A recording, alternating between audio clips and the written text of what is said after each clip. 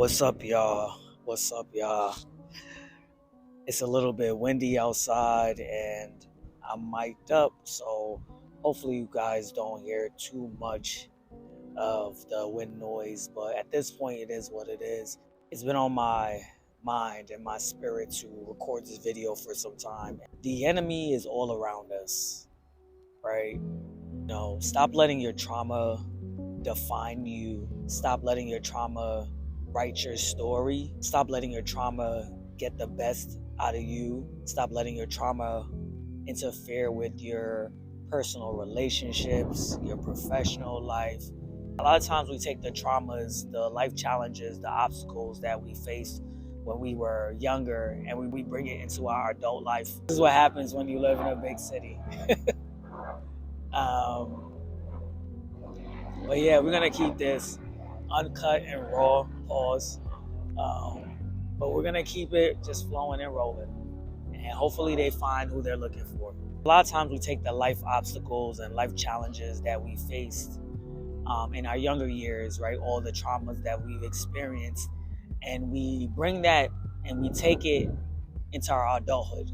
And the reason why we do that is because we never spoke to anyone about it.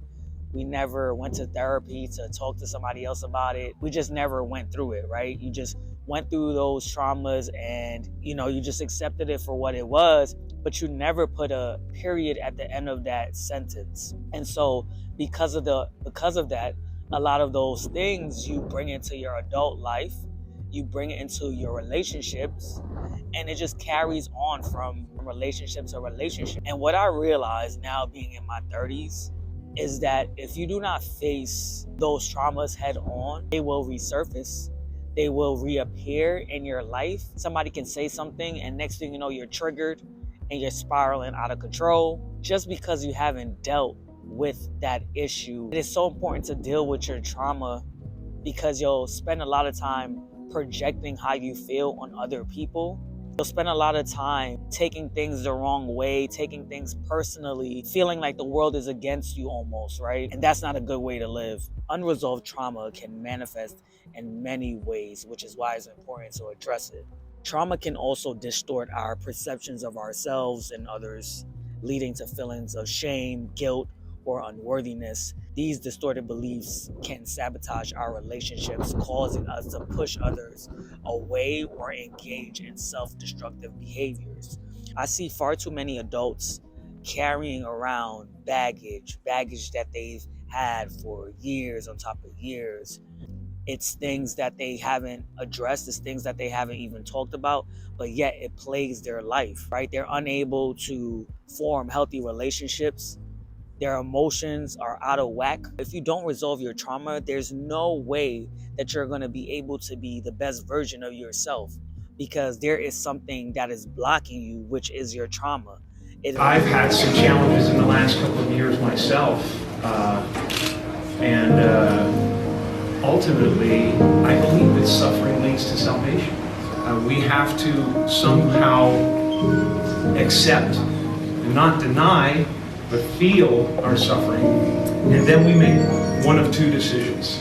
We either decide to go through the gate of resentment, which leads to vengeance, which leads to self-harm, which leads to harm to others, or we go through the gate of forgiveness, which leads to grace. Just as Christ did on the cross, he suffered terribly, and he was broken by it, to look upon the people who were causing that suffering, or the situation that was causing that suffering, with compassion.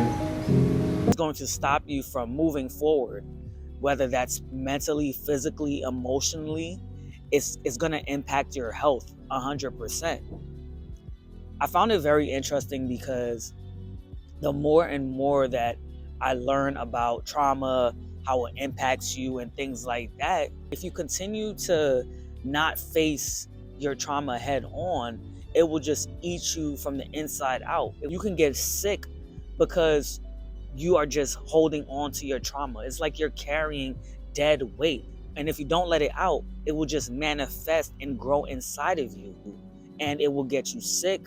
You'll be unable to form any type of healthy relationship. And You're not going to be able to communicate concisely or clearly because you're so used to being a victim that even if the situation doesn't even call for it, you automatically go into this victim mindset, right? You automatically become a victim and everybody's against you. And then you start to project that, right? Even though in reality, none of that may be actually happening. But because you're so much in your feelings, you're automatically like, everybody's against me, you're against me. And it's a very interesting thing that happens after you get over your trauma. You no longer are going to victimize yourself, and you'll be able to forgive. And once you forgive somebody, especially the person that wronged you or what have you, you'll no longer feel any way towards them. You use this to motivate you to push forward. It's just a part of your story. You're able to talk about it, but you don't feel any shame or guilt about it anymore. Shame and guilt are the two things, in my opinion, that hold us back from resolving our trauma. And there's no need to feel any shame or any guilt about what you went through. Life can be unfair. Bad things happen to good people all the time. I just wanted to let you guys know that you have to push past your trauma. You have to. No matter how difficult it may be, no matter how difficult it may feel, you have to push past it. You have to work through those problems. The only way that you will get peace is by dealing with the hard stuff. With that being said, let me know what you guys think down below. Stay tuned, be blessed, and I'll be back with another one. All right, peace.